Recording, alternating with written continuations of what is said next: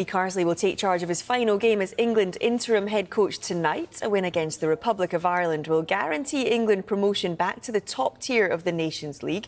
Well, let's get more ahead of this one. We can go live to Wembley and speak to our senior reporter, Rob Dorsett. Rob, good morning to you. Ezri Konsa started the last game against Greece. He went off injured. Do we have any indication who could be starting in his place tonight? Yeah, I think it's pretty clear that Kyle Walker is looking like he's going to start again at centre-back for England, which is different for Kyle Walker because he played there a number of times under Gareth Southgate, but only in a back three. But that's where he went when Ezri Konsa came off at half-time in England's 3-0 win against Greece on Thursday night. And I think Lee Carsley is going to stick with that plan. In fact, I think that the team that started that second half will be broadly similar to the team that starts for England at Wembley tonight, albeit, of course, with Harry Kane, the captain, restored to his usual position at the heart of England's attack, with Ollie Watkins dropping to the bench. But in terms of defence, that's where Lee Carsley has got his biggest problems. Bear in mind that he's got a lot of centre-backs missing already that are not involved in this squad. John Stones, Harry Maguire, Jared Branthwaite and now Ezri Konsa, who aren't available to him. So he hasn't got a lot of options, hasn't got a lot of choice there. Of course, he's got Jarrell Quansah, who was called into the squad, and he's got his under-21s captain, Taylor Harwood-Bellis, as well. But to throw them in at centre-back, giving them a debut, I think would be a big call, especially because we're expecting the not hugely experienced Rico Lewis at right back and Newcastle's left back Lewis Hall to probably make his first start for England tonight. He made his debut in the second half in Athens. So a pretty experimental back four for England, I think you have to say. Elsewhere, Kane up front. Curtis Jones, I expect to keep his place in midfield after his brilliant debut in Athens, where he got that wonder goal as well. And the two wide men of Noni Madueke and Anthony Gordon, I think, will keep their places as well. So not a huge amount of changes for Lee Carsley in this game tonight. He's sticking with what he knows, the tried and tested, certainly in bringing the captain back up front. But just keep your eye on that defensive situation for England, because there's not a lot of experience there. In fact, there'll be two right backs on the pitch and potentially a first start for Lewis Hall as well. So a pretty inexperienced back four for England tonight, I think it looks like. And of course, tonight is Carsley's final game as interim boss, but it is a significant one. Just explain the importance of getting a result against the Republic of Ireland.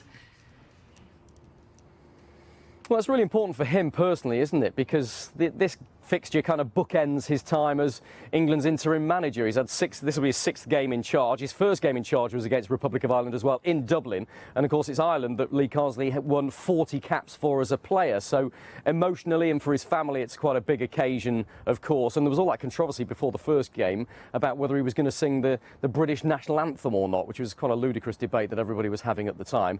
Noticeable, we haven't heard anything about that ahead of this game. But it'll be an emotional occasion, I think, for Lee Carsley with that in mind. He's been asked a lot about whether he wants the job again in the future, potentially. I asked him that question yesterday and he refused to rule that out as a possibility, but didn't give us anything positive to say that he might want it again in 18 months' time. But in terms of the group itself, well, yeah, England have to win, or at least they have to match Greece's results. If you look at the table at the bottom of your screen now, that tells you exactly where we're at in terms of the standings. England went top with that 3-0 win against Greece. As long as they match Greece's result tonight, then they will finish top and will qualify automatically for Group A in the Nations League. Forget goal difference, that's not applicable for England now, because in this competition UEFA use head-to-head stats. England are ahead of Greece on the head-to-head stats, so as long as they finish above them, as long as England win tonight, they will be promoted. So that's all that Lee Carsley and the players are focused on right now, but lots in the periphery to discuss, with Thomas Tuchel watching and waiting in the wings, of course. Yeah, and you mentioned Thomas Tuchel. Harry Kane spoke to the media yesterday discussing the incoming head coach. Just remind us, what did he have to say?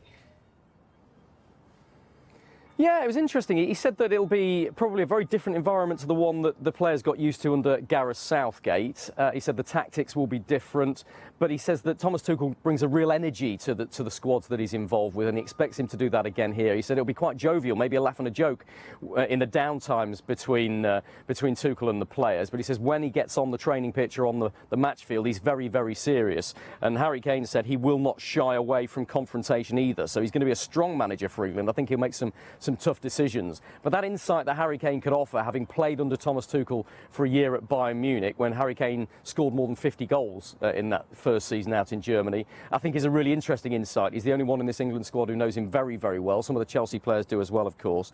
But he said he's very straight talking with the media, and he thinks the nation will take to him. But of course that will be dependent on how the results go. So again, it's really interesting, isn't it? No sign of Thomas Tuchel here. He hasn't been involved in this squad. Lee Carsley, Harry Kane haven't spoken to him at all after an initial quick chat when he got the job, and yet his kind of figure looms very large over everything England do right now, because he takes over on the 1st of January, and his first games in charge of England will be in March. If England win tonight, Thomas Tuchel's first games in March will be World Cup qualifiers, as opposed to Nations League playoffs. Nobody wants those. Rob, for now, thank you very much.